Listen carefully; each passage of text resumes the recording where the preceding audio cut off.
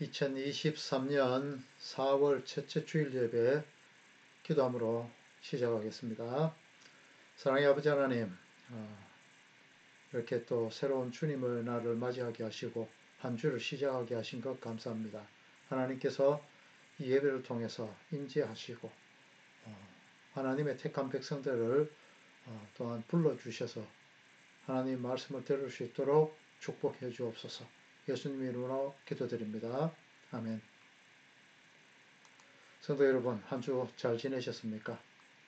오늘은 믿음이란 어떤 것인가 대해서 한번 성경을 통해서 고찰해 보도록 하겠습니다. 함께 말씀 보겠습니다. 로마서 1장 17절입니다.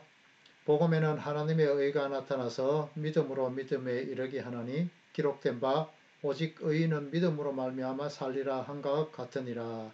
아멘. 우리는 신앙생활을 하면서 믿음 이런 이야기를 참 많이 하는데 이 믿음에 대한 정의가 도대체 무엇일까? 이런 깊은 고민을 해보신 적이 있는지 모르겠습니다. 하나님을 믿는다, 예수님의 십자가 보혈을 믿는다. 그런데도 마음 저 밑에서부터 가만히 생각을 해보면 좀 믿기지 않는 부분이 있지는 않나요? 자, 오늘 그러면은 우리 기독교에서 말하는 믿음이 어떤 것인가에 대해서 평소 여러분들이 생각하고 있는 것과 어떻게 차이가 나는가, 이것에 대해서 성경에서 찾아가면서 한번 알아보도록 하겠습니다. 이 성경에서 말하는 그런 것도 중요하지만은 이 사전적인 의미도 상당히 중요합니다. 일단은요, 한번 찾아보도록 하겠습니다. 사전적인 의미에서는 보면은요, 어떤 사실이나 사람을 믿는 마음, 이런 것으로 나타나기도 하고요. 초자연적인 절대자 창조자 및 종교 대상에 대한 신자 자신의 태도로서 두려워하고 경건히 여기며 자비, 사랑, 의뢰심을 갖는 일이다. 이렇게 국어사전에서는 이야기를 하고 있습니다. 기독교는 보통 체험의 종교라고 이렇게 이야기를 많이 하는데요. 성경에 나타나는 부분들은 그렇게 말하고 있지 않는 것 같습니다.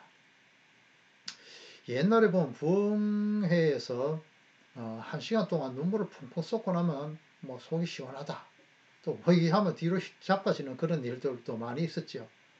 그렇고 난 그런 것이 성경 체험일까요? 그것은 여러분의 신앙생활에 정말 도움이 되던가요? 그런 일들이. 이를 통해 갖고 지나가고 나면 나중에 갈증이 더 심해지지는 않던가요? 기독교는 경험, 체험의 종교가 아니라 바로 계시의 종교입니다. 성경을 통해 모든 것을 계시하고 있지 않습니까? 성경을 통해 하나님의 나라로 가는 길, 즉 예수 그리스도의 공로만을 의지해서 천국으로 간다는 것을 성경 전체를 통해서 계시해 놓은 것, 그것이 기독교, 아니 성경 말씀 아닌가요?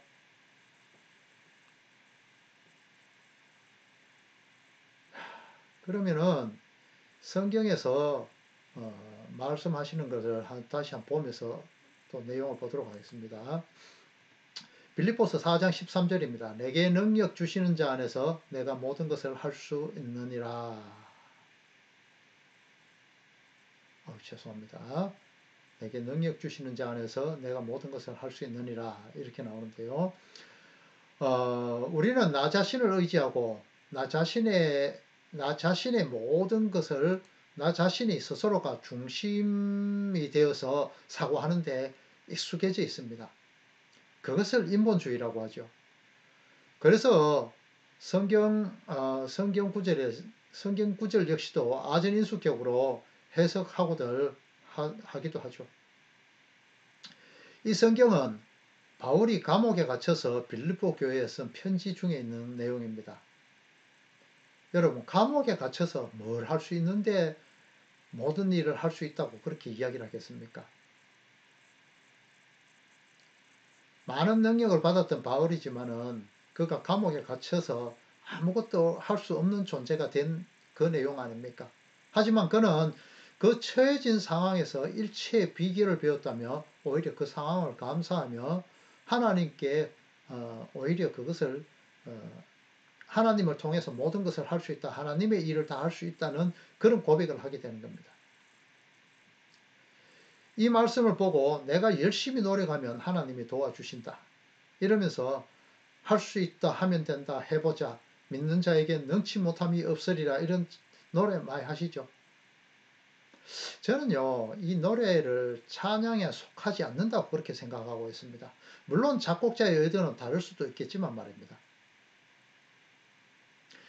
이 가사는 지독히 인본주의적인 요소를 담고 있는 것 같습니다. 하나님의 은혜로 주어지는 구원이 아닌 내 노력으로 뭔가를 할 수 있다는 그런 세뇌를 시키는 노래로만 들리는데 저만 그런가요? 기적이 일어난다, 좋은 일이 일어난다. 누구에게요? 하나님으로부터요? 아니요.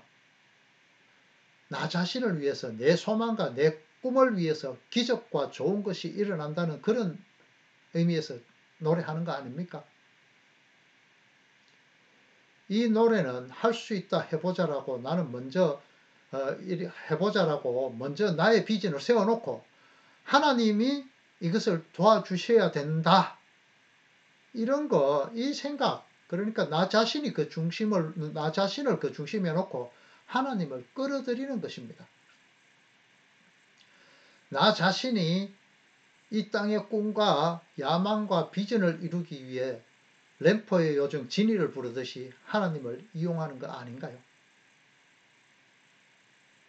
그것을 이루기 위해서 금식 기도도 하고 작정 기도도 하고 또 허세를 부리면서 거금의 특별 헌금을 턱 내놓기도 하면서 정말 하나님 믿는 자로 인정하시고 그 기도를 들어주신가요? 그런 행위를 통해서요?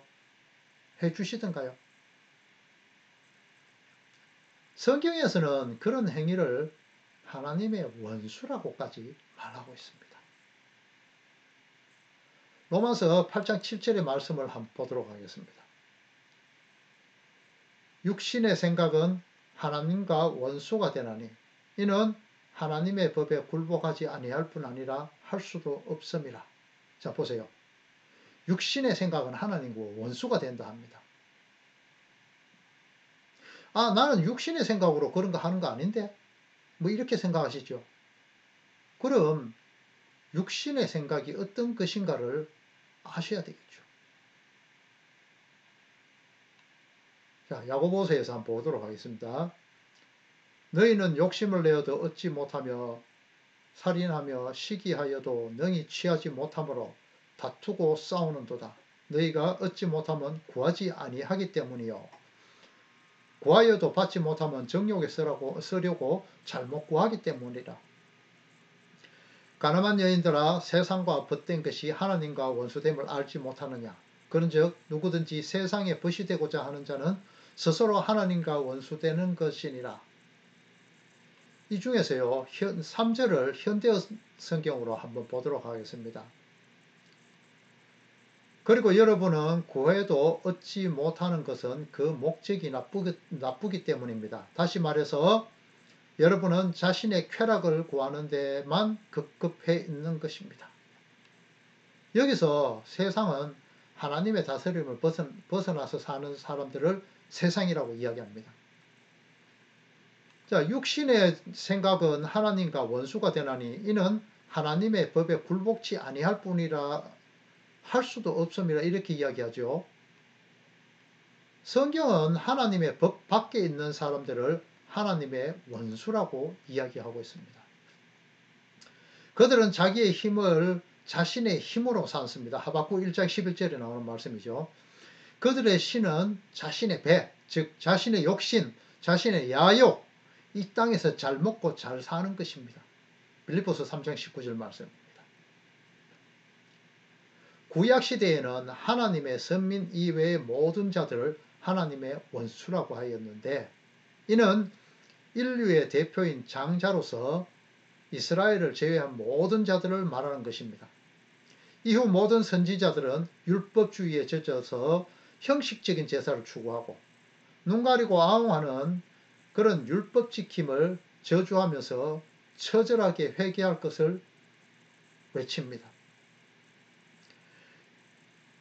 좀 전에 구절에 나타난 가늠한 여인으로 나타난 예수 그리스도의 참 율법을 부정한 구약시대에 머무는 율법주의자들은 육신의 생각으로 행하고 자신의 쾌락으로 그 잘못된 목적을 구하는 자로 나타나는 것입니다.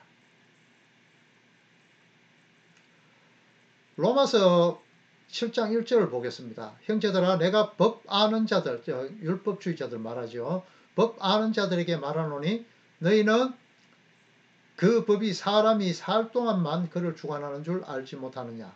남편 있는 여인이 그 남편 생전에는 법으로 그에게 매인받으나 만일 그 남편이 죽으면 남편의 법에서 벗어나느니라. 그러므로 만일 그 남편 생전에 다른 남자에게 가면 음녀라. 그러나 만일 남편이 죽으면 그 법에서 자유롭게 되나니 다른 남편에게 갈지라도 음녀가 되지 아니하느니라. 그러므로 내 형제들아 너희도 그리스도의 몸으로 말미암아 율법에 대하여 죽임을 당하였으니 이는 다른이 곧 죽은 자 가운데서 살아나신 이에게 가서 우리 하나님을 위하여 열매 맺게 하려 함이라.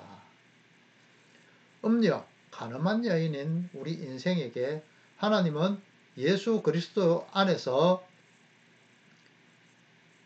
전 남편인 율법이 죽고 진정한 새로운 남편인 은혜로 살아난 어린 양의 신부인 여인, 즉 성도의 모습을 나타내는 그 말입니다.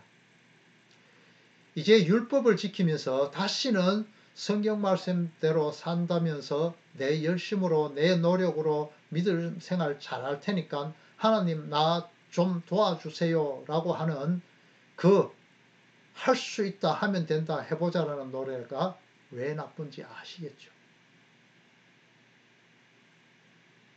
여러분 이제 자신의 노력이 아닌 하나님의 의로 나타난 예수 그리스도로 인한 그 믿음으로 사셔야 한다 이 말입니다.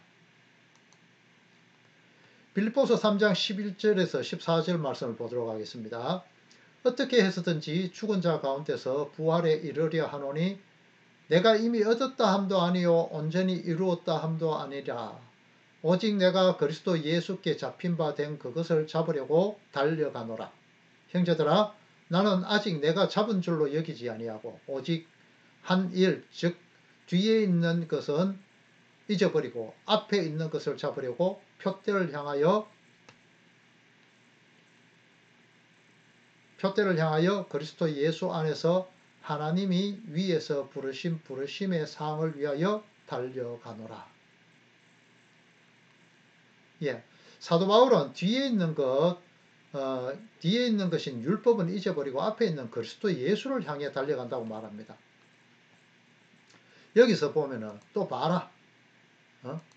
바울도 상을 위해서 달려가네. 이렇게 말하면 참 곤란합니다.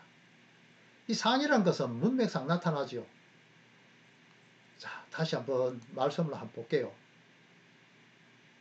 부르신 부름이라고 이야기하죠. 부르신 부름의 상이라고 이야기합니다.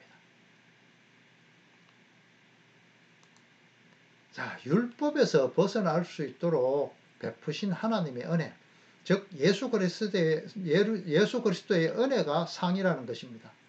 천국을 향하는 성도는 바로 이리로 달려가야 합니다. 천국에는요, 상급도 차동도 없습니다. 성경에서 나타난 큰 자라는 단어는 천국에 합당한 자로 읽으시면 되겠습니다. 만약 천국에서 큰 자와 작은 자, 상급에 크고 작음이 있다면 말이 되지 않지 않습니까? 이는 우리의 구원이 예수님의 의가 아니라 그러니까 내가 이 땅에 있으면서 어떻게 큰 노력을 하는가, 노력 안 하는가 이런 거에 따른 그런 결론이라는 것을 낳게 되는데 이것이 바로 예수님께서 그토록 미워하시던 율법주의자입니다. 율법주의자들은요 거짓말하지 않기 위해서요 바늘로 입을 꿰매기도 하고 안식일에 적이 쳐들어와도 절대 뛰지 않습니다. 그건 일하는 게 되니까요. 1년에 한 번씩 명령한 금식을 하나님이 기뻐해 주실 것이라고 착각의 늪에 빠져서 일주일에 2번씩 하고 그 돈으로 고아와 과부를 도우기까지 그렇게 율법 지킴에 착실했습니다. 또 안식일에 합당한 걸음을 위해서 전날에 미리 성전 가까이까지 걸어가 두는 그런 열심을 보였습니다. 그거는 뭔가 하면요, 안식일이 아닌 전날에 걸었던 걸음은 다시 안식일에 걷는 걸음에 포함되지 않는다는 그런 장로들의 유전적인 율법에 정해져 있기 때문입니다. 참 무섭죠. 또 정기열 예식 때만 적용되던 손발 씻음을 집에 나갔다 들어오면 집에 들어올 때 씻어야 되고 남의 집에 들어갈 때도 씻어야 되는, 그렇게 깨끗하게 하는 행위를 했습니다. 행함으로 말하면은요, 이들 따라갈 수가 없는 거죠. 여러분들 이 사람들보다 더 나을 수 있습니까? 여러분들 이 사람들보다 적은 못하니까 천국에서 작은 자인가요? 여러분들 이들보다 상급을 적게 받나요? 예수님은 이들을 가리켜서 독사의 자식이라고 이야기합니다. 천국은 바로 예수 그리스도의 율법으로부터 해방시키고 죄에서 구속하신 그 은혜를 믿는 믿음으로 갈 수 있는 곳입니다. 그래서 성도들에게는 천국이 목표가 되어서는 안 되는 것입니다. 바울의 고백처럼 아직 잡은 것으로 여기지 않고 예수님의 항상 부르시는 그 부르심만 듣고 천국이 아니라 예수님께로 달려가야 하는 것입니다.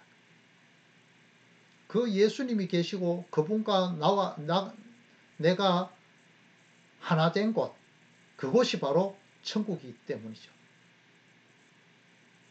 오직 의인은 믿음으로 말미암아 산다고 했는데 그 의인은 누구일까요? 로마서 3장 10절을 보면은 기록된 바 의인은 없나니 하나도 없다라고 말했습니다. 그럼 성경 기록이 잘못된 건가요? 그것은 바로 그 의인이라는 단어는 예수님밖에 의인이 없다 이런 말을 하는 겁니다. 그 예수님의 공로를 죄인임에도 불구하고 그저 주심의 면목 없이 받아들여 그리스도와 연합한 자 되어 의인으로 여겨주심을 입은 그 사람들이 바로 의인이며 그들이 믿음으로 말미암아 산다는 것입니다. 그래서 에베소서 2장 8절 말씀을 보면요, 너희는 그 은혜에 의하여 믿음으로 말미암아 구원을 받았으니 이것은 너희에게서 난 것이 아니요 하나님의 선물이라 라고 말씀하시는 겁니다. 그리고요, 로마서 6장 5절 보면요, 만일 우리가 그의 죽으심과 같은 모양으로 연합한 자가 되었으면 또한 그의 부활과 같은 모양으로 연합한 자도 되리라. 이렇게 부활한 자의 연합, 죽은 자의 연합을 이야기하고 있죠. 또 에베소서 2장 16절을 보면요, 또 십자가로 이 둘을 한 몸으로 하나님과 화목하게 하려 하심이라. 원수된 것을 십자가로 소멸하시고, 이렇게 합니다. 바로 이러한 것이 그리스도와의 연합이며 그것을 믿게 하는 하나님의 믿음이 우리에게 주어지는 그것이 바로 믿음이란 것입니다. 로마서 1장 17절을 보면요, 복음에는 하나님의 의가 나타나서 믿음에 이르게 하나니 기록된 바 오직 의인은 믿음으로 말미암아 살리라 한과 같으니라. 이렇게 오늘 요절을 보았죠. 이 요절에서요, 복음을 깨닫게 되는 것이 바로 믿음이라는 겁니다. 그 복음, 복된 소식인 예수님이 나타나 구원을 이루실 것을 말하는데 이것을 믿는 믿음이 필요하다는 겁니다. 이것을 믿는 믿음이라는 것은 본문에서 믿음으로 믿음에 이른다고 합니다.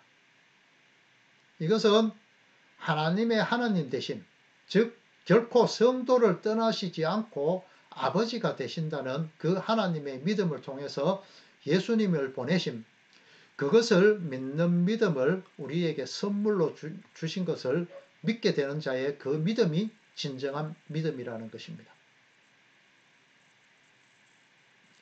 성경에서 믿음의 조상이라고 나타나는 아브라함이 있습니다.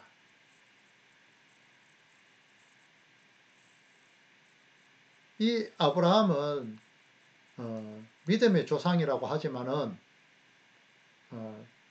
믿음으로 아브라함 부르심을 받았을 때 순종하여 장래의 유보로 받을 땅에 나아갈새 갈 바를 알지 못하고 나갔으며 이렇게 이야기하죠.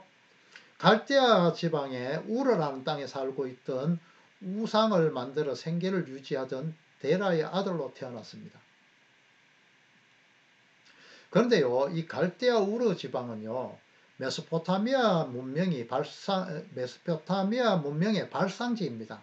그래서 여기는 문명이 정말 굉장히 발달해 있었죠. 뭡니까? 수중정원입니까? 이런 것이라든가, 피라미드도 있고요. 여러 가지, 문명들이 발전해 있었습니다. 그리고요, 심지어는 약 2000년 전인데도 그 당시에 수세식 화장실이 있었습니다. 지금하고는 모양은 좀 다르지만 그런 것까지 있을 정도로 문명이 발전해 있었습니다. 사도행전 7장 2절 보면 스데반이 이르되 여러분 부형들이여 들으소서 우리 조상 아브라함이 하란에 있기 전 메소포타미아에 있을 때에 영광의 하나님이 그에게 보여 이르시되 네 고향과 친척을 떠나 내가 네게 보일 땅으로 가라 하시니 아브라함이 갈대아 사람의 땅을 떠나 하란에 거하다가 그의 아버지가 죽음에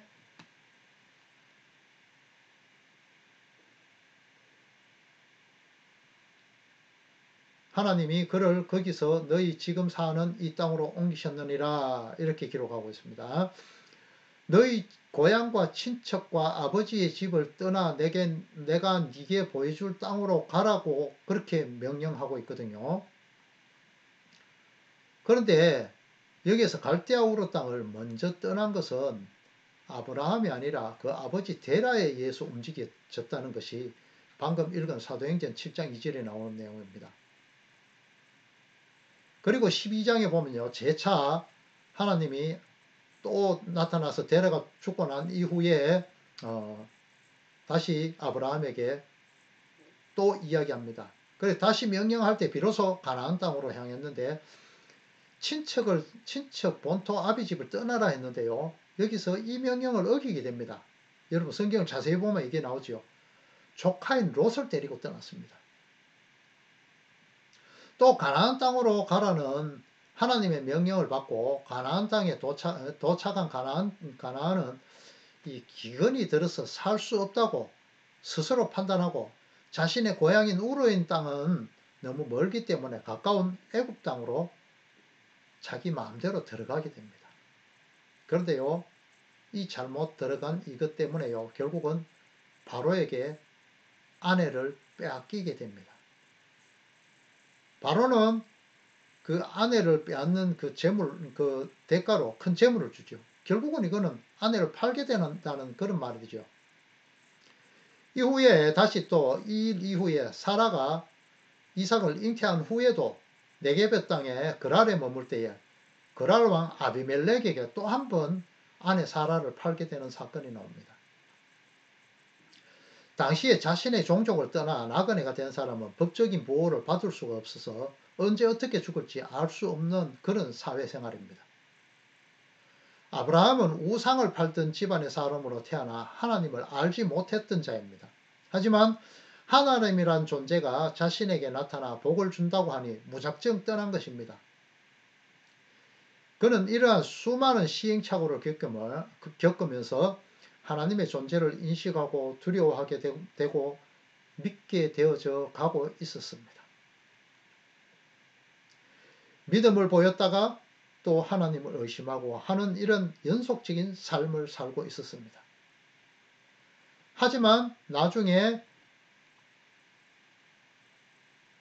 자신의 하나뿐인 아들인 이삭을 모리아산에서 제물로 드릴 수 있는 믿음의 사람으로까지 된 것입니다.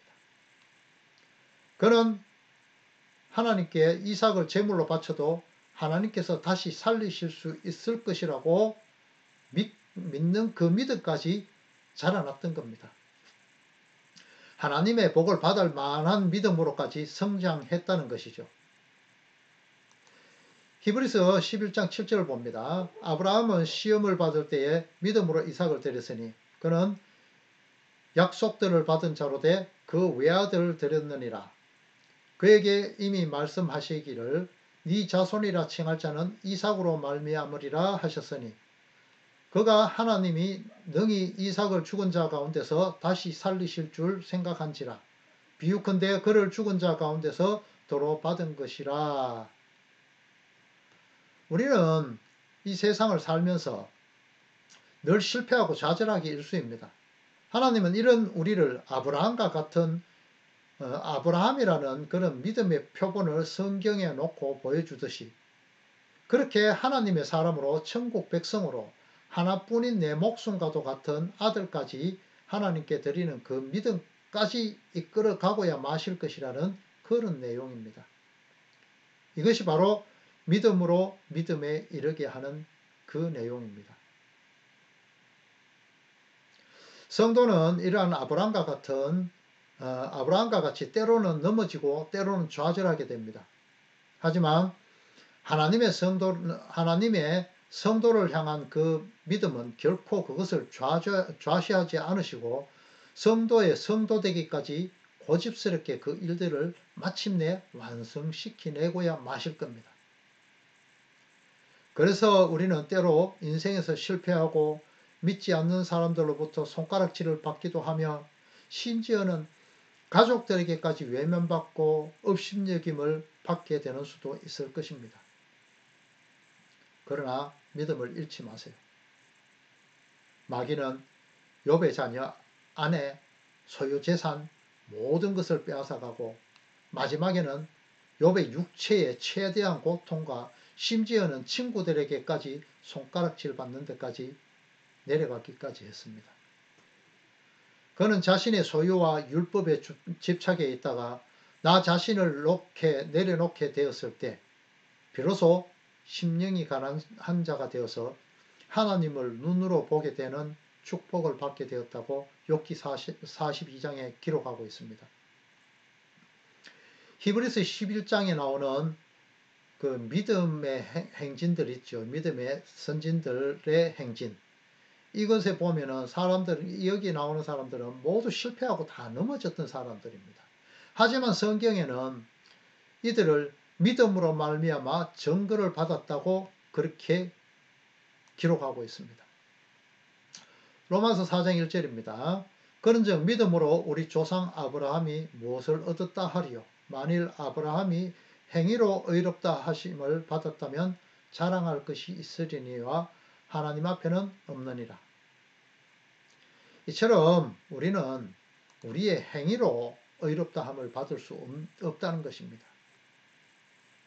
내가 부정당하고 하나님의 은혜가 폭력적으로 입혀져 나를 하나님에게로 강제적으로 이끌어 가시는 것이 하나님의 은혜요.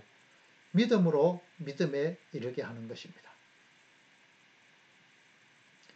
한 주간도 하나님의 세미한 이끄심에 귀 기울이시고 순종하는 삶을 사시는 성도님들 다 되시기를 예수 그리스도 이름으로 축원합니다. 함께 기도하겠습니다. 사랑 많으신 아버지 하나님, 하나님께서 오늘도 믿음으로 믿음에 이르게 하는 하나님의 그 열심을 보았습니다. 하나님, 우리 성도님들이 살아가는 동안에 내 열심으로가 아닌, 나의 믿음이 아닌 하나님으로부터 주어지는 선물로 주어지는 그 믿음으로 살아가는 진정한 율법주의자가 아닌 은혜의 매인자들이 다 되어질 수 있도록 축복해 주십시오. 한 주를 살아갈 동안에도 하나님께서 강권적으로 잡아주시고 아버지 하나님께서 모든 일들에서 합력하여 선을 이루게 될 수 있도록 축복해 주옵소서. 예수님 이름으로 기도 올립니다. 아멘.